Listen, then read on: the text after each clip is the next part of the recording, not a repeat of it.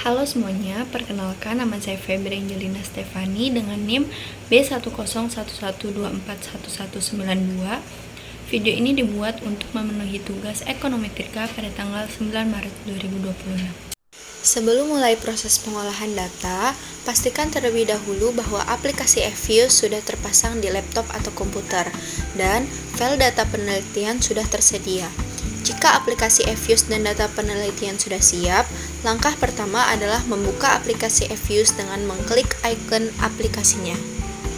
Setelah aplikasi eFuse terbuka, biasanya akan muncul tampilan awal seperti ini.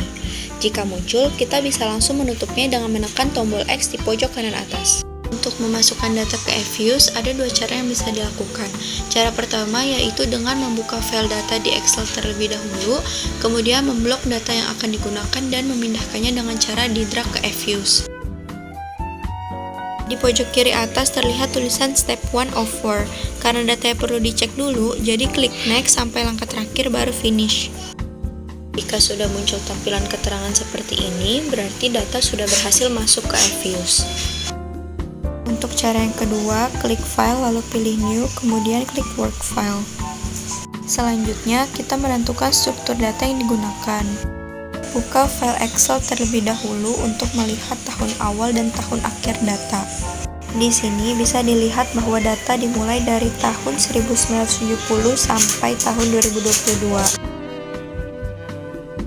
Isi start date dengan tahun 1970 dan end date dengan tahun 2022. Setelah itu, sesuaikan dengan jenis data penelitian. Karena data yang saya pilih adalah data yang berdasarkan waktu secara berurutan, jadi saya memilih data time series. Kemudian kita beralih kepada bagian frekuensi. Frekuensi ini menunjukkan seberapa sering data itu dicatat. Karena data yang digunakan adalah data tahunan, maka akhirnya dipilihlah data annual. Pada bagian Work File Names itu tidak perlu diisi karena hanya bersifat opsional, jadi bisa langsung diklik OK saja. Di sini terlihat ada C yang merupakan konstanta dalam model dan resid yang merupakan nilai residual atau selisih antara nilai aktual dan hasil prediksi. Selanjutnya klik Quick lalu pilih Empty Group. Setelah itu akan muncul urutan tahun sesuai dengan periode yang sudah dimasukkan sebelumnya. Buka kembali file Excel lalu copy isi datanya saja tanpa tahun dan juga judul. Setelah itu, kembali ke eFuse dan paste data tersebut. Nama variabel yang masih otomatis seperti SIR01 hingga SIR05 kemudian diganti menjadi Y, X1, X2, X3, dan X4.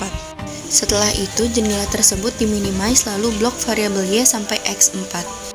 Klik Open lalu pilih As Equation. Karena urutannya masih tidak beraturan, maka diubah kembali menjadi Y, X1, X2, X3, dan X4. Nah, di samping variabel Y terdapat tambahan C yang merupakan konstanta dalam persamaan regresi. Setelah itu klik OK, maka akan muncul output hasil analisis regresi dari variabel Y terhadap X1, X2, X3, dan X4. Nilai probabilitas F statistik ada di angka 0,0011, lebih kecil dari 0,05. Artinya, model ini layak dan variabel independen secara bersama-sama berpengaruh terhadap variabel dependen. X1 dan X3 punya nilai probabilitas di bawah 0,05, jadi keduanya berpengaruh signifikan. Sedangkan X2 dan X4 nilainya di atas 0,05, berarti tidak berpengaruh signifikan secara statistik. Adjusted R-squared di angka 0,2537. Ini berarti model mampu menjelaskan variasi data Y sebesar 25,37%. Sisanya dijelaskan faktor lain di luar model. Selanjutnya, untuk melihat uji normalitas, klik View, lalu pilih Residual Diagnostics, kemudian klik Histogram Normality Test. Dari histogram residual, kita bisa lihat bahwa nilai Jarque-Bera statistik sebesar 4,15 dengan probabilitas 0,1255. Karena probabilitas ini lebih besar dari 0,05, bisa disimpulkan bahwa residual model ini berdistribusi normal. Untuk melihat uji autokorelasi, klik View, lalu Residual Diagnostics, kemudian pilih Serial Correlation LM Test. Sekarang kita akan melakukan uji Granger Causality. Uji ini gunanya untuk melihat arah hubungan antar variabel, apakah X mempengaruhi mempengaruhi Y atau justru yang sebaliknya. Sebelum uji Granger, kita harus menentukan dulu jumlah leg yang optimal. Nah, Evius ini sudah merekomendasikan nilai yang paling terkecil yaitu 2. Hasil menunjukkan bahwa nilai probabilitas dari OB is R-squared yaitu 0,1076. Karena nilai ini lebih besar dari 0,05, bisa disimpulkan bahwa tidak ada masalah autokorelasi dalam model ini.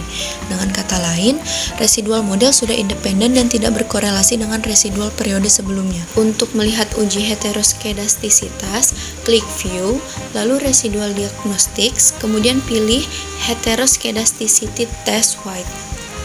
Kita menggunakan white test karena metode ini paling umum digunakan dan tidak memerlukan asumsi khusus tentang pola heteroskedastisitas. Hasil uji White menunjukkan nilai probabilitas OB is R-squared sebesar 0,2255. Karena lebih besar dari 0,05, kita simpulkan bahwa tidak ada masalah heteroskedastisitas dalam model. Varians residual bersifat konstan. Untuk melihat uji multikolinearitas, menggunakan cara yang sama seperti di awal tadi.